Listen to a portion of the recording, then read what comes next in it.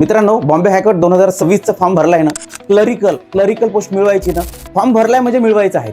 बस आता तुम्हाला करायचं काय मित्रांनो, आता करायचं आहे तुम्हाला PYQ काढायची आहे प्रत्येक विषयाची. आता तुम्हाला मराठी, इंग्रजी, गणित, बुद्धिमत्ता आणि GK सोबत संगणक दिलेला आहे. संगणक एवढं वेटेज ठेवलेलं आहे, त्याच्यात 10 प्रश्न 10 मार्क.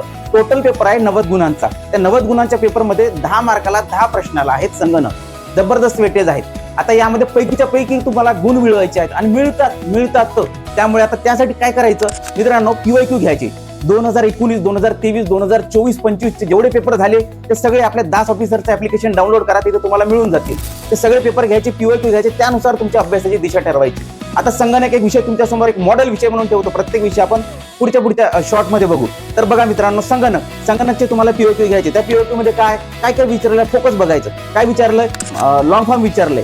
लॉंग फॉर्म नंतर काय विचारलं, मेमरीचे 2 प्रकार विचारलं. नंतर काय MS वर्ड, नंतर काय आपलं एक्सेल, पॉवर पॉईंट, नंतर विचारलंय इनपुट आउटपुट डिव्हाइस. अशा पद्धतीने जवळपास तुम्हाला प्रश्न कसे पडलेले आहेत ते सगळे बेसिक प्रश्न बघून घ्यायचे.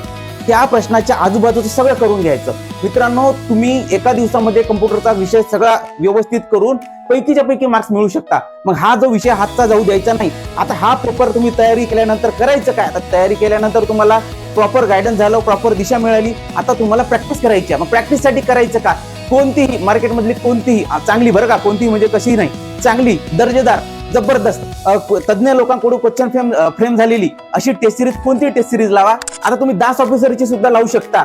मित्रांनो, त्या टेस्ट सिरीज मध्ये काय दिलेलं आहे, तुम्हाला प्रॉपर क्वेश्चन दिलेला आहे. PYQ नुसार तो क्वेश्चन फ्रेम झालेला आहे, म्हणजे तुमच्या अभ्यासाच्या दिशानुसार तो क्वेश्चन आलेला आहे. त्यानुसार तुम्हाला प्रॅक्टिस झालेली आहे.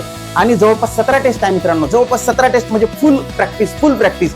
त्यामुळे तुम्ही आठवड्यातून 2 टेस्ट सुद्धा देऊ शकतात. धन्यवाद मित्रांनो.